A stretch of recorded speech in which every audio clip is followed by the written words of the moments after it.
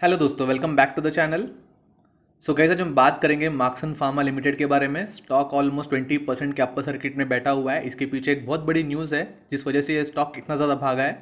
आज ये स्टॉक जो है लगभग 83.70 रुपीज़ पे चल रहा है। ये लगभग 79 के रेंज में ऑलमोस्ट खुला था यहाँ पे, और एंड होते होते यहाँ पे 83 का अपर सर्किट मार चुका है। ये काफ़ी छोटा स्टॉक है, काफ़ी अंडर वैल्यूड स्टॉक है हम कह सकते हैं। अभी तक यहाँ पे बड़े प्लेयर्स की नज़र यहाँ पे पड़ी नहीं है, बट अगर परफॉर्मेंस वाइज देखे, फंडामेंटली, फाइनेंशियली, सारे ही पैरामीटर्स में ये स्टॉक जो है खरा उतर रहा है। एंड अगर इन्वेस्टमेंट पॉइंट ऑफ व्यू से बात करें तो करंटली काफ़ी अच्छा टाइम चल रहा है ऐसे स्टॉक्स में इन्वेस्ट करने के लिए। तो आज की वीडियो में हम इसमें जो बड़ी न्यूज़ चल रही है उस पर हम नज़र डालेंगे, साथ ही साथ कंपनी के फाइनेंशियल फंडामेंटल्स यहाँ पे कंपेरिजन करने वाले हैं, और आगे स्टॉक का फ्यूचर कैसा दिख रहा है, कब यहाँ पे इन्वेस्टमेंट करना चाहिए, रिस्क क्या जुड़े हुए हैं और यहाँ पे रिवॉर्ड कितना है, वो भी हम इस वीडियो में देखने वाले हैं। लगभग 2 से 3 हफ्ते पहले मैंने आपके साथ ये स्टॉक पहली बार शेयर किया था। तब ये स्टॉक लगभग 50 से लेकर 60 के प्राइस में चल रहा था। तब मैंने आपसे कहा था कि इसमें जल्दी एक ब्रेकआउट आ सकता है, इसके रिजल्ट आने वाले थे। और जब मैंने आपके साथ रिजल्ट डिस्कस किए तो उसके बाद ये स्टॉक लगभग 73 तक पहुंच गया था। बट उसके बाद ये स्टॉक हल्का सा डाउन ट्रेंड में जाते हुए दिखाई दे रहा था, 68 तक चला गया था। बट इसमें अभी एक न्यूज़ आई है जिस वजह से स्टॉक ने काफ़ी बड़ा जंप लिया है, और हो सकता है मंडे को भी, आने वाले दिनों पे भी ये स्टॉक काफ़ी अच्छा यहाँ पे ट्रेंड कर जाए। तो सबसे पहले यहाँ पे जो न्यूज़ आई है उस पर नज़र डालते हैं। Marksans Pharma hit upper circuit as company considers preferential allotment. यहाँ पे कंपनी की 15 जून 2021 को यानी कि ट्यूसडे को मीटिंग होने वाली है। यहाँ पे कन्वर्टेबल वारंट्स प्रेफरेंशियल जो बेसिस है उस पर अलॉट करने के लिए। यहाँ पे इस मीटिंग में बोर्ड ऑफ डायरेक्टर यहाँ पे इस कंसिडरेशन में आने वाले हैं कि लगभग 4.93 करोड़ वारंट्स, जिसकी वैल्यू होती है लगभग 365 करोड़ रुपीस, ये ऑर्बिमेड एशिया मॉरिशस को यहाँ पे अलॉट किए जाए या नहीं। सो अगर मैं इस न्यूज़ को समराइज करना चाहूँ तो यहाँ पे कंपनी लगभग 365 करोड़ रुपीस रेज करने वाली है। 365 करोड़ से ज़्यादा रेज करने वाली है। एक्स्ट्रा अमाउंट कहाँ से आने वाला मैं आपको आगे वीडियो में बताने वाला हूँ। तो इस कंपनी के बैलेंस शीट को देखें तो ये काफ़ी बड़ा अमाउंट यहाँ पे कंपनी रेज कर रही है। अपने जो वारंट्स है, कन्वर्टेबल वारंट्स, इस कंपनी को सेल करके अपने शेयर्स इस कंपनी को देके। तो यहाँ पे ऑर्बिमेड एशिया मॉरिशस इस कंपनी की एक प्रमोटर होल्डिंग जल्दी बनने वाली है। अगर यहाँ पे मीटिंग में ये रेजोल्यूशन को अप्रूवल मिल जाए तो 90% तो यहाँ पे अप्रूवल मिलने वाला है, बिकॉज इतनी बड़ी फंडिंग, इतने बड़े पैसे यहाँ पे कंपनी मना नहीं करने वाली है। बिकॉज कंपनी के एक्सपेंशन प्लान के लिए, कंपनी के ऑपरेशंस के लिए ये पैसे काफ़ी ज़्यादा यहाँ पे सेटिस्फाई करने वाले हैं। जिनको नहीं पता कन्वर्टेबल वारंट्स क्या होता है, सिंपल तरीके से बताना चाहूँगा। कंपनी को जब भी पैसे रेज करने होते हैं, काफ़ी सारे मेथड्स होते हैं उनके पास। फर्स्ट टाइम तो आईपीओ लेके आते हैं, बट उसके बाद वापस जब पैसों की जरूरत पड़ती है, जैसे येस बैंक में होता है, एफपीओ के थ्रू लेके आते हैं। बट एफपीओ में प्रॉब्लम ये है कि ओवरऑल मार्केट के लिए वो ओपन होता है, एंड क्योंकि वो डिस्काउंटेड प्राइस में आता है तो शेयर के प्राइस में काफ़ी ज़्यादा गिरावट होती है। बिकॉज लोग यही कहते हैं जब हमें यहाँ पे एफपीओ में कम रेट में मिलने वाला है तो मार्केट से हायर रेट पे क्यों खरीदे। वो हो गया एक तरीका। सेकंड होता है ओएफएस, बट ओएफएस में जो है प्रमोटर अपने स्टेक बेचते हैं, एंड वो चीज़ भी पूरे मार्केट के लिए ओपन होता है, तो उस वजह से भी शेयर के प्राइस में काफ़ी ज़्यादा गिरावट दिखाई देती है। सो यहाँ पे ये तीसरा तरीका है यहाँ पे शेयर इशू करने का। यहाँ पे जो कंपनी के ऑलरेडी एग्जिस्टिंग शेयर है उसके अलावा एक्स्ट्रा शेयर यहाँ पे मार्केट में इंट्रोड्यूस करते हैं, यानी कि थोड़ा सा डाइल्यूशन तो हो जाता है। बट अगेन ये जो वारंट्स होते हैं, ये जो भी खरीदता है उनको राइट मिलता है कि एक टाइम के बाद इस कंपनी के शेयर जो डिसाइडेड वैल्यू है उस वैल्यू पे ये खरीद ले। हो सकता है 3 महीने बाद, 6 महीने बाद, 5 साल बाद हो, वो डिपेंड करेगा टर्म्स एंड कंडीशंस इस वारंट के।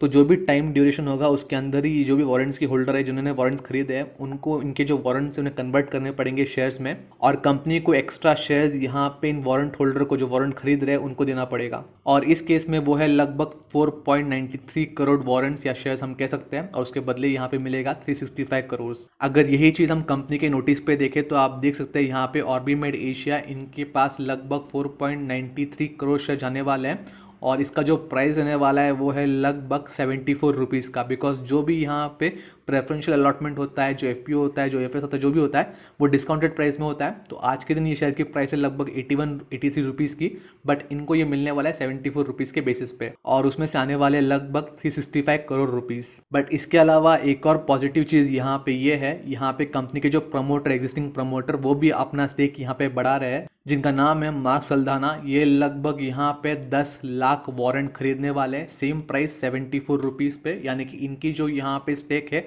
वो भी आपको बढ़ते हुए दिख सकती है। सो ओवरऑल ये पॉजिटिव न्यूज़ तो है कि इतना बड़ा इन्वेस्टमेंट इनको यहाँ पे एशिया के, मॉरिशस के एक इन्वेस्टमेंट फंड से मिलने वाला है। बट इसके अलावा यहाँ पे प्रमोटर खुद अपना स्टेक इस शेयर में बढ़ाने वाले हैं, तो ये और भी बड़ी न्यूज़ हो जाती है, और भी यहाँ पे पॉजिटिव न्यूज़ हो जाती है, जो इस स्टॉक को और भी ऊपर लेके जा सकता है। बिकॉज प्रमोटर अगर इतना बड़ा स्टेक यहाँ पे बढ़ा रहा है तो समझिएगा कि स्टॉक आगे अच्छा खासा बूम करने वाला है, अच्छा खासा परफॉर्मेंस देने वाला है। और एक चीज़ जो यहाँ पे कंसिडर करना चाहिए वो ये है कि जब भी प्रेफरेंशियल अलॉटमेंट होता है तो जो भी इसके इन्वेस्टर्स होते हैं, बड़े इन्वेस्टर्स, इनके यहाँ पे लॉकिंग पीरियड होते हैं।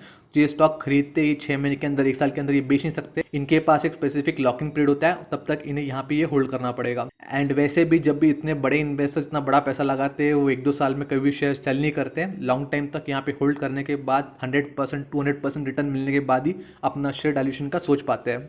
और इसी न्यूज़ के चलते हुए स्टॉक इतना बड़ा सर्किट लगा पाया है। ये स्टॉक चल रहा था 69 के बेसिस पे, बट ये न्यूज़ आते आते लगभग 13.95 रुपीज़ से ये बढ़ गया है। अगर हम यहाँ पे शेयर होल्डिंग पैटर्न देखें तो प्रमोटर के पास 48.25% की होल्डिंग है, जो कि ये मार्क सिलंधाना हमने अभी जो देखा था, ये अपना स्टेक और यहाँ पे बढ़ा रहे हैं। तो इनका जो 48% है, यहाँ पे 60% तक जा सकता है इनके एडिशनल यहाँ पे शेयर लेने के बाद। एफ के पास यहाँ पे हल्की सी होल्डिंग है 4.34% की। डीआईएस ने अभी तक यहाँ पे नजर डाली नहीं है, काफी नेग्लिजिबल होल्डिंग है। प्रमोटर के बाद जो मेजर होल्डिंग है यहाँ पे पब्लिक के पास है लगभग 47% का। और अब जो यहाँ पे प्रमोटर स्टेक है आपको 65-70% तक जाते हुए दिख सकते हैं, बिकॉज यहाँ पे जो एग्जिस्टिंग प्रमोटर उन्होंने अपने स्टेक तो बढ़ा लिए, बट एडिशनल यहाँ पे प्रमोटर आने वाले हैं जिन्होंने इतना बड़ा स्टेक खरीदा है कंपनी का।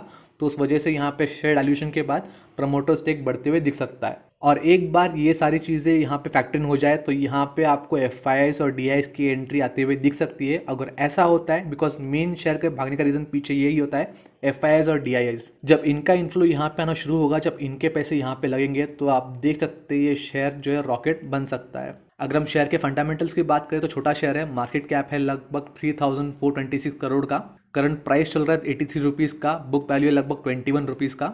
यानी कि बुक वैल्यू के कंपैरिजन में यहाँ पे करंट प्राइस लगभग 1.5 टाइम ज़्यादा है, हम कह सकते हैं। डिविडेंड कंपनी ज़्यादा देती नहीं है तो डिविडेंड डील काफ़ी कम है, बट जो चीज़ नज़र पर रखनी है वो है यहाँ पे आरओसी, लगभग 39.4% का इनका आरओसी है। अगर रिटर्न ऑन इक्विटी की बात करें तो लगभग 31.3% का रिटर्न ऑन इक्विटी है। हम 15% के ऊपर जो भी कंपनी यहाँ पे आरओसी आरओई देती है उसको अच्छा कहते हैं, बट यहाँ पे कंपनी लगभग डबल, लगभग 30% के अबाव आरओई और आरओसी दिया हुआ है। यानी कि इतना छोटा मार्केट कैप होने के बावजूद भी, इतनी छोटी कंपनी होने के बावजूद भी काफ़ी अच्छे रिटर्न ये प्रोड्यूस कर रही है इन पे जो भी पैसे यहाँ पे लगाए हुए हैं।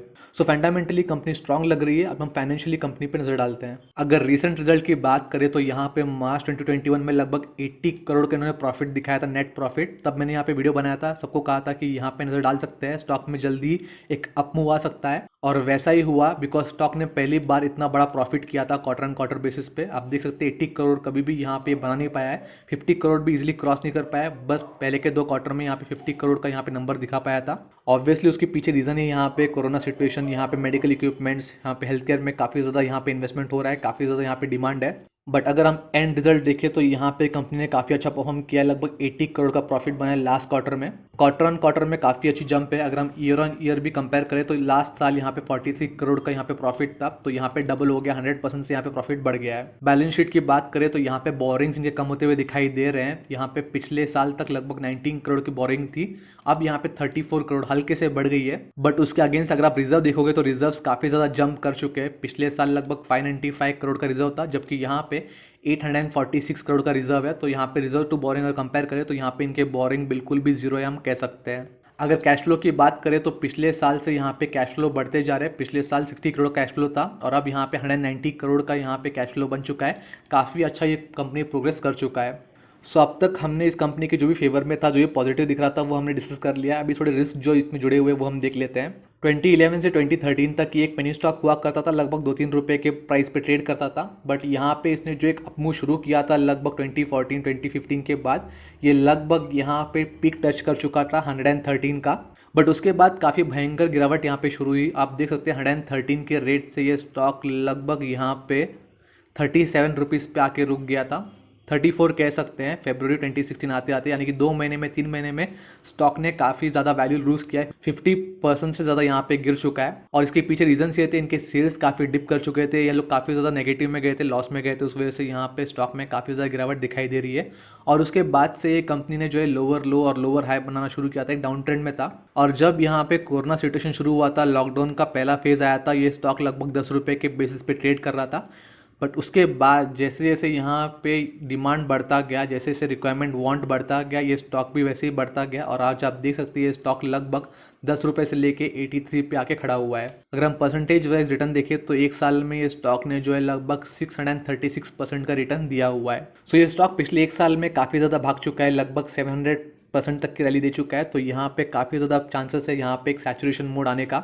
भले ही स्टॉक में पोटेंशियल है 100 को इजीली क्रॉस करने का, बिकॉज इसके नंबर, फाइनेंशियल, फंडामेंटल सारी चीज़ें यहाँ पे प्रमोट कर रही है। प्रमोटर यहाँ पे काफ़ी ज़्यादा बुलिश है स्टॉक पे, इसलिए अपना स्टेक बढ़ा रहे हैं। यहाँ पे एक्सटर्नल इन्वेस्टर, मॉरिशस के इन्वेस्टर्स भी यहाँ पे बड़ा स्टेक लगा रहे हैं। सो डेफिनेटली यहाँ पे शॉर्ट टर्म में 100 का टारगेट इसके लिए काफ़ी ज़्यादा इजी होगा, काफ़ी ज़्यादा इजीली अवेलेबल मेटअप हो जाएगा। बट उसके साथ ही यहाँ पे जो रिस्क जुड़े हुए, जैसे कि हमने देखा इतना ज़्यादा रैली कर चुका है, तो यहाँ पे थोड़ा सा हॉल्ट ले सकता है, वो भी हम यहाँ पे नज़रअंदाज नहीं कर सकते हैं। एंड स्पेसिफिकली करंट सिचुएशन में जहाँ पे अनलॉक थीम चल रहा है, जहाँ पे जो चीज़ें अभी तक बंद थी, जो सेक्टर्स अभी तक चल नहीं रहे थे, वो खुल रहे हैं, तो वो अभी भाग रहे हैं। तो ऐसे स्टॉक्स जो कोरोना के टाइम पे रैली कर रहे थे, जैसे कि फार्मा सेक्टर्स, तो वो यहाँ पे थोड़े से धीमे होते हुए दिखाई दे रहे हैं। अगर स्टॉक में हम फाइनल वर्डिक्ट की बात करें तो काफ़ी अच्छा स्टॉक है, यहाँ पे हमारे वॉच लिस्ट में ज़रूर होना चाहिए। अगर किसी ने यहाँ पे लोअर रेट पे खरीदा है तो यहाँ पे ज़रूर होल्ड करना चाहिए, सेल करने की आप जल्दबाजी मत कीजिएगा। हो सकता है थोड़े टाइम में यहाँ पे एक साइडवेज आए या फिर करेक्शन मोड पे आए, बट लॉन्ग टर्म में यहाँ पे फंडामेंटल्स इंटैक्ट है, यहाँ पे इसके फाइनेंशियल्स काफ़ी ज़्यादा इंप्रूव हो रहे हैं। अगर फ्रेश एंट्री की बात करें तो यहाँ पे हमेशा की तरह यहाँ पे डिप्स में बाय करने की स्ट्रैटेजी होगी। अगर डिप्स में नहीं तो भी यहाँ पे पार्शली बाय करना चाहिए, एक साथ बड़ा अमाउंट यहाँ पे इन्वेस्ट नहीं करना चाहिए। अगर स्टॉप लॉस की बात करें तो यहाँ पे काफ़ी अच्छा बेस इसने बनाया, इसकी 4 कैंडल कभी भी इसको ब्रीच नहीं कर पाई है या फिर टिक नहीं पाई है ब्रीच करने के बाद, तो हम 68 रुपीज़ का एक स्टॉप लॉस यहाँ पे पकड़ सकते हैं। अगर टारगेट की बात करें तो 100 का टारगेट इसको मीटअप होने के लिए काफ़ी ज़्यादा टाइम लगेगा नहीं, ऐसा लग रहा है। बट अगेन कंसिडरेशन ये रखना है कि छोटा स्टॉक है, स्मॉल कैप है, तो यहाँ पे इन्वेस्टमेंट उसी तरह से करना है। आपका पोर्टफोलियो आपको ऐसे मैनेज करना है कि लार्ज कैप में मैक्सिमम फंड, मिड कैप में थोड़े फंड्स और स्मॉल कैप में बहुत ही नेग्लिजिबल फंड। बट ऐसे स्टॉक्स जो एक ब्रेकआउट के बाद रैली दे रहे हैं तो आपके वॉच लिस्ट में जरूर होने चाहिए। सो ऐसे स्टॉक्स जो है बिट्स एंड पीसेस में, ट्रांचेस में बाय करने चाहिए। जैसे जैसे स्टॉक ऊपर जाते हैं हमारा इन्वेस्टमेंट में थोड़ा थोड़ा करके हमारा बढ़ाना चाहिए, ताकि हमारी क्वांटिटी बढ़ जाए और एक टाइम के बाद हमारे पास अच्छी खासी क्वांटिटी एक्यूमुलेट हो एक मिनिमम रिस्क के साथ। सो गाइस आज के वीडियो में बस इतना ही। मैं आपसे अगली वीडियो में जल्दी मिलूंगा, तब तक के लिए गुड बाय।